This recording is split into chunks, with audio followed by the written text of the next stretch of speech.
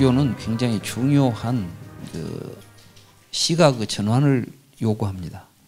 무슨 말씀이냐 하면 우리는 지금까지 세계 속에 내가 존재한다는 생각을 하고 살아왔습니다. 그러니까 태어났다는 말도 그래서 쓰는 거예요. 그러니까 생사가 벌어지는 겁니다. 그러니까 생사가 벌어지는 것은 무엇이냐 하면 이 분별된 마음에서 생사가 벌어지고 있는 거예요. 벌써 이 세계를 시간, 공간 이렇게 바라보고 있으면 그건 세상 잘못 보고 있는 거다 이런 말씀이에요. 그러니까 이제 우리 안에서 세계가 어떻게 이루어지고 있는가를 잘 살펴서 그 세계가 지금 괴로운 세계를 만들어 놓고 있으면 그 괴로운 세계를 없애는 방법을 찾아야 될 거 아닙니까? 이게 이제 마음 공부예요. 우리가 이제 불교 수행이라는 것이 왜 중요하냐 하면 일체 유심조니까 수행이 가능한 것이고 마음 공부를 해야 뭐가 되는 겁니다. 이게 이치가 그렇잖아요. 그런데 세계관은 시간 공간 속에 내가 태어나서 산다는 생각 가지고 있으면서 또 마음 공부는 마음대로 공부하면 내가 마음을 바꾼다고 해서 바깥의 세상이 바꿔지는 것 같아요? 그렇게 안 되잖아요. 밖에 있는 세상이라고 봐버리면. 근데 여러분들이 정말 마음을 변화시키게 되면 기존에 있는 모든 것들이 여러분들에게 다른 의미를 가지고 오게 되어 있습니다. 이제 이런 것들은 말로 표현하고 어떻게 하는 게 아니라 실제로 그 말을 듣고 그렇게 해보면 그런 것들을 자기 마음으로 체득할 수밖에 없겠죠. 그러니까 자기 자신에게 의지해서 그것을 보고 깨닫고 그런 과정에 부처님의 말씀을 귀담아 듣고 그 말씀에 따라서 그 수행을 하고 이게 하라는 게 부처님의 가르침이 이게 불교예요. 그러니까 이제 불교에서 부처님 우리가 불교를 공부하는 우리 불자들의 입장에서는 무엇보다도 철저하게 자기 자신의 마음에 대한 연구를 해야 되겠다. 다시 마음을 중심에 두고 공부를 해야 된다는 측면하고 또 하나는 철저하게 부처님의 가르침에 의지해야 된다는 겁니다. 이럴 때 이제 이 마음에 의해서 이 세계는 벌어지기 때문에 밖에 있는 세계와 내 마음의 세계가 둘이 아니라는 겁니다. 그러니까 그 이야기는 무슨 이야기냐면은 빛이 없는 세계에서는 빛을 보는 마음이 일어나겠습니까? 일어나지 않겠습니까? 빛을 보는 마음이 없는 세계에는 빛이 있겠습니까? 없겠습니까? 그럼 무엇이 먼저 있겠습니까? 우리는 무엇이 먼저냐는 걸 꼭 따지고 싶어 해. 그래가지고 닭이 먼저냐 달걀이 먼저냐 이걸 가지고 또 싸우죠. 싸우잖아요. 왜 싸우냐? 그러면 둘로 나눠놓으니까 둘 중에 무엇이 우선이가 무엇이 근본이냐 이걸 따지니까 이렇게 되는 거예요. 그래서 지금 앞에다 내가 그림을 그려놨습니다. 앞에 그림을 보면 전부 따로 있죠. 그죠? 촛불이 타고 있습니다. 촛불이 심지에 붙어갖고 지금 1시간 동안 타고 있어요. 근데 사실은 촛불은 여기서 1시간 동안 타고 있지 않아요. 심지에는 타고 있는 건 아무것도 없습니다. 여기는 지금 이 양초는 성분이 탄소랍니다. 탄소. 그리고 바깥에는 산소가 있답니다. 이게 일정 온도가 올라가면 탄소하고 산소가 결합을 하게 돼 있어요. 조건이에요. 이게 조건.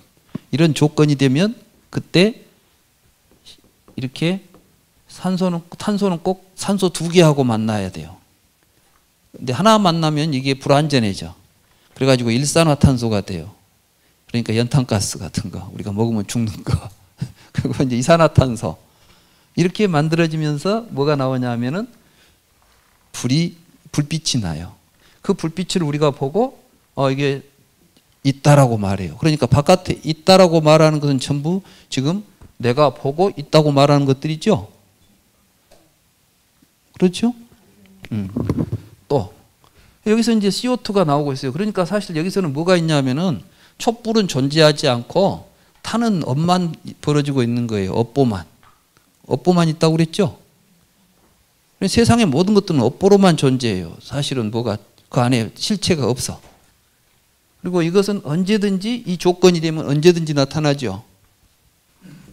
이게 이제 탄산가스를 나무는 또 호흡을 해요. 그리고 광합성 작용한다 그러죠.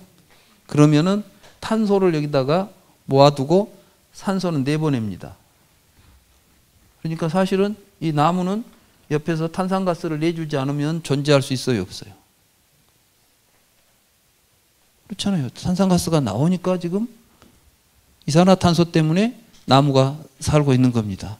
이 나무는 다시 또 산소를 내주니까 촛불도 탈 수 있겠죠.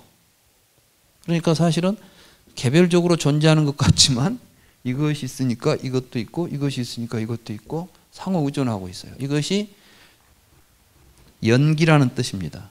빠띠짜 사무빠다인데 빠띠짜 사무빠다라는 말을 그대로 하면은 빠띠짜라는 것은 서로 의존하고 있다는 것이에요. 의존관계. 그러니까 이것과 이것은 서로 의존해서 함께예요. 함께 나타난다예요. 기라고 할 때 기는 차례차례 나타나는 게 아니라 동시에 나타나요. 그러니까 촛불이 타고 있는 곳에 사실은 나무도 자라고 있는 것이죠. 이렇게. 그러나 시간적으로 우리가 재보면은 여기 있는 촛불이 곧 그 자리로 가고 있지는 않죠. 그런데 여기서는 시간을 무시해요. 이제 이 모든 것들을 전체적인 구조에서 보면 시간을 무시하는 것이 아니라 시간적 구성 자체가 의미가 없어 사실은. 이렇게 이제 꽃이 피고 그러면 또 벌이 꿀을 따다가 벌집을 만들면 벌집이 또 뭐가 되죠? 양초가 되잖아요. 초가 되죠. 양초가 아니라 이때는 밀랍이 되죠. 밀랍이 황초기 돼가지고 또 불 켜잖아요. 그러니까 이것들은 알고 보면은 분리가 가능해요, 안 해요? 근데 이것을 전부 이것은 촛불이다, 이것은 벌이다 이렇게 막 분별해서 보는 건 누가 보고 있어? 이것이 여기에 보인 세계예요, 이게. 그러니까 이 세계는 사실은 이 사람은 마음 속에 있는 일심이야, 이게 이제. 그러니까 이 마음은 바깥 세계하고 분리되어 있는 게 아니에요. 여러분들은 마음은 몸속에 들어있는 실체가 아니에요. 근데 아무튼 이런 구조 속에서 이것을 우리가 마연의 체다 이렇게 말할 수가 있어요. 체. 지금 이제 마연의 체상용을 이야기하려고 할 때 이 마연의 체에 이 촛불은 촛불대로 사람은 사람대로 사과는 나무는 나무대로 각각 이런 상을 가지고 있어. 사과는 사과의 모습 이런 것들을 각기 가지고 있으면서 그것들이 활용을 하면은 그 용을 통해서 서로 이것들이 한 몸으로 작용하게 되죠. 이게 사실은 우리가 살고 있는 이 세계의 실상 구조입니다. 이런 내용들이 이제 불교적으로 말하면 일체 유심조인 거예요. 그러면 이제 여기 지금 체상용 설명하려고 제가 이런 걸 이제 그렸어요. 체대란 무엇이냐? 일체법 진여상은 재염, 재정의 성항, 평등, 무증, 무감이요, 무별리고로. 무별리라는 것은 서로 구별되어 서로 다르게 구별될 수 없는 것이라는 뜻이에요. 그러니까 일체법의 진여는 더러운 데 있으나 청정한 데 있으나 그 성품이 평등하다는 것은 항상 똑같다는 뜻이에요. 그래서 무증, 무감, 진여의 성품이 더 늘어나거나 줄어들지도 않고 서로 다르지도 않다. 이게 뭐냐면 여기에서 지금 우리가 볼 때 탄산가스가 나오고 산소가 나오고 꿀벌이 돌아다니고 하고 있는 것 같지만은 이 전체의 큰 틀에서 보면은 늘어나고 줄어든 것이 있습니까, 없습니까? 서로 경계선을 그어 가지고 이것은 나무고 이것은 뭐라고 딱 그걸 경계선이 있습니까, 없습니까? 그래요. 이게 우리들의 본 모습이에요. 그러니까 이제 이 속에서 우리가 살아야 된다면은 어떻게 살아야 되겠어요? 분별이 너와 나를 차별하고 분별하고 살면은 고통이 일어난다는 거죠, 이게. 지금 이제 생멸 인연상이 벌어지면은 그래서 이 생멸의 인연상은 여기에서 일어나는 분별에 의해서 이제 일어나지 않아요. 그러니까 아까 내 눈으로 보니까 색깔이 다르니까 다른 존재. 내가 지각을 달리하니까 다른 존재. 그것이 밖에 있다. 그런데 실제로는 밖에 있는 거예요. 내 몸에 의해서 지각된 거예요. 지각된 거죠. 마음에 의해서 일어난 지 마음의 세계일 뿐이에요. 이게 나와 세계가 사실은 둘이 아니죠. 그런데 이 상대는 중생의 마음은 열애의 삶을 살 수 있는 구조, 즉 열애장입니다. 그래서 이제 열애장이라는 말을 저는 중생의 마음이나 부처의 마음이나 사실은 다 같아. 똑같은 구조를 가지고 있습니다. 화엄경에 보면 이런 이야기가 있습니다. 아까 이제 화엄경 이야기 하다 말았는데, 화가는 마음을 알지 못하고 마음의 의지에서 그림을 그린다. 이제 이 대목부터 시작을 해요. 화가가 그림을 그리죠. 화가가 그림을 그릴 때 손이 그리겠습니까? 마음이 그리겠습니까? 네, 손은 마음의 움직임이죠. 마음에 따라서 손이 움직이는 거지 손이 알아서 그리는 거 아니잖아요. 그러니까 이제 그 이야기를 하는 거예요. 화가가 그림을 그리는데 마음이 그리는데 근데 그 화가는 지 마음에 대해서 모르고 그리고 있어요. 이게 중생이에요, 지금. 우리는 자기가 세상을 벌려놓고도 지 마음이 벌려놓은 줄을 모르고 살고 있는 거예요. 이게 이제 중생이에요. 그래서 중생들은 화가가 그림을 그리는데 마음으로 그리면서도 마음을 모르고 그리고 앉아 있다는 거예요. 그래서 우리의 마음은 화가와 같아서 갖가지로 오온을 그려낸대요. 세간이 오온이에요, 불교에서는. 네, 오온을 그려내는데 마음이 그러하듯이 부처도 그렇다. 부처도 마음으로 그림을 그려요. 근데 부처는 어떻게 그리느냐? 마음을 알고 그려요. 그러니까 이제 지가 마음을 알고 있으면은 마음대로 그리겠죠? 이게 자제예요. 근데 중생들도 부처와 같다 그랬어요. 부처도 마음으로 그림을 그리고 있어요. 근데 부처는, 중생은 어떻게 그리죠? 마음을 모르는 상태에서 그리죠. 그렇기 때문에 신불급 중생은 삼자무차별이다. 마음과 부처와 중생은 차별이 없다. 왜? 그림을 그린다니까요. 예, 그림을 그리는 존재로서 부처라고 해서 우리하고 다른 마음을 가지고 그림을 그리냐면 똑같은 마음을 가지고 그림을 그리고 있어요. 중생도 마음으로 그림을 그리고 있고 그 그림을 그리고 있는 놈이 마음이니까 마음과 부처와 중생은 조금도 차이가 없다. 신불급 중생 삼자무차별 또는 뭐 번역에 따라서는 호리무차별, 털끝만큼도 차이가 없다 이렇게 나옵니다. 그래서 약인요기지 삼세일체불 음관법계성 일제심조 이렇게 이제 화엄경이 진행이 돼요. 그러니까 결국 중생도 열애와 똑같은 마음으로 그림을 그리고 있으니까 그 마음을 열애장이라고 불러요. 무슨 이야기인지 아시겠죠? 만약에 부처님하고 우리하고 다른 마음을 갖고 있다면 우리는 열애장이라고 말할 수 없죠. 그러니까 아까 말한 대로 그 중생의 마음에는 세간법과 출세간법이 다 들어있다. 이런 의미들이 사실은 이런 것과 연관되어 있습니다.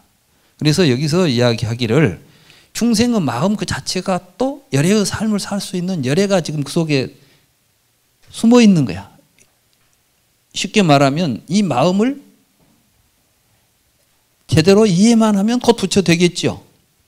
이게 이제 육조 해능 스님이 마음을 깨달으면 부처고 마음에 미혹하면 중생이다. 이 이야기가 육조단경에 나오죠. 그러니까 이 말하고 화엄경에서 말한 신불급 중생이 호리무차별이라는 말하고 하나도 다르지도 않고 또 여기서 하고 있는 말하고도 다르지도 않은 게 이게 열애장이다. 이런 뜻이에요. 그래서 중생의 마음은 본래 무량한 공덕을 구적하고 있다. 이것이 큰 삶의 모습, 즉 상태다. 이게 본래 우리는 열애로 살 수 있는 이러한 삶, 그리고 사실은 알든 모르든 우리는 무량한 공덕으로 살고 있어요.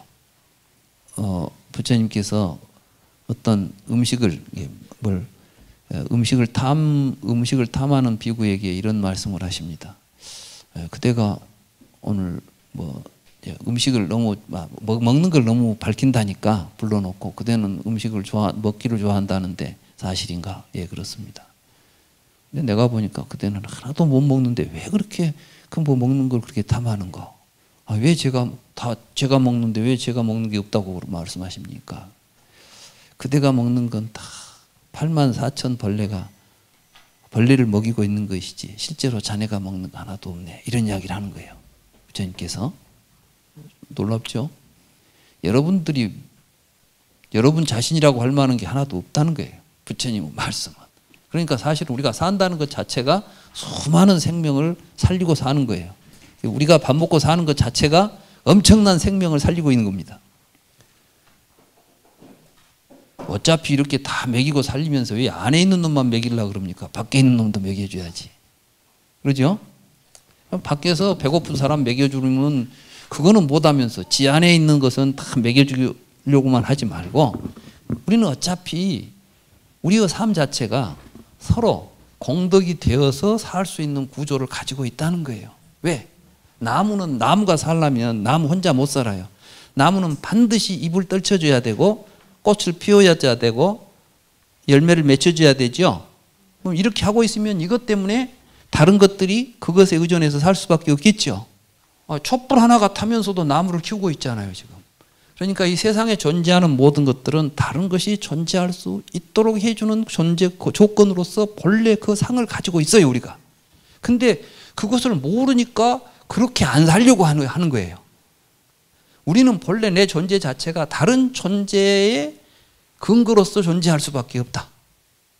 내가 산다는 것은 곧 다른 사람을 살리는 것이다라고 생각한다면 내 삶이 다른 사람을 살리는 삶에서 벗어날 리도 없고 벗어날 수도 없고 벗어날 필요도 없는 거예요. 근데 자꾸 뭐 하나를 나라고 붙잡고 있으니까 다른 것과 대립하고 경쟁하고 부정하고 이런 삶이 나오죠.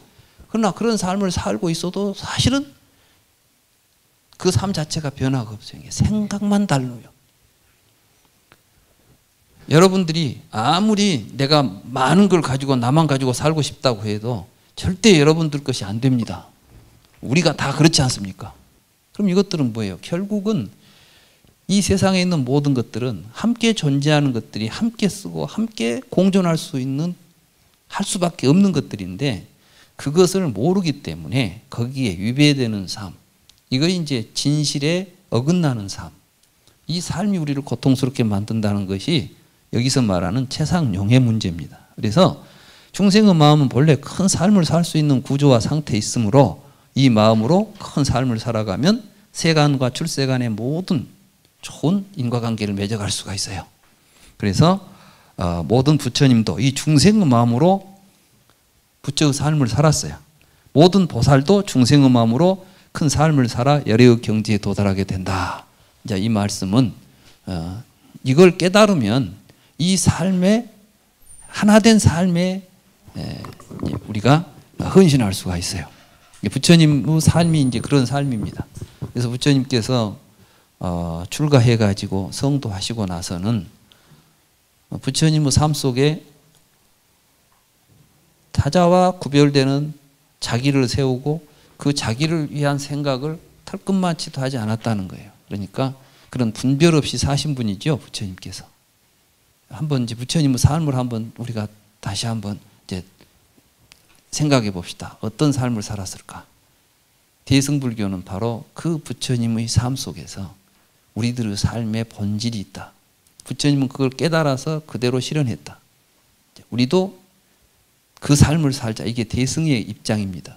그러니까 대승은 그래서 이제 내가 아란이 되겠다 하는 것은 벌써 나와 세계를 이원화시키는 거죠.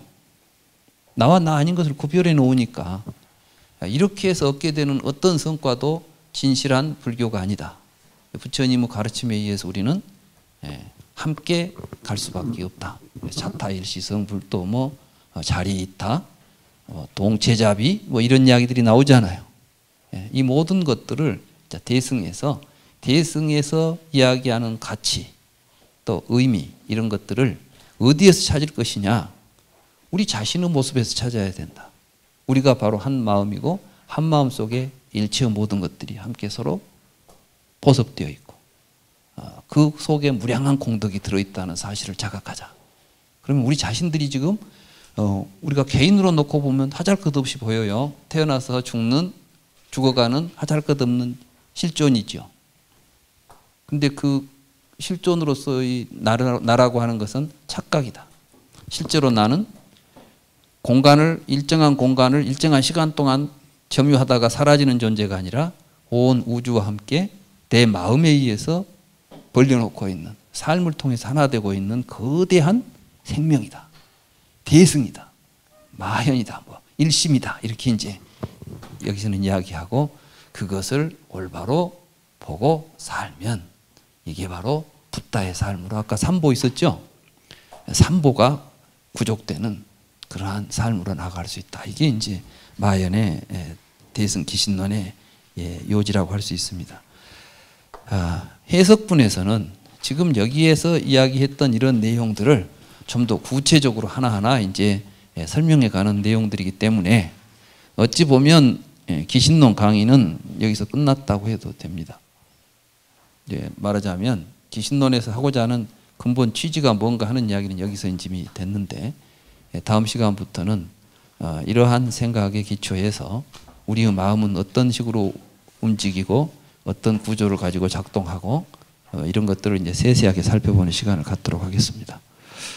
오늘 강의는 여기서 마치도록 하겠습니다.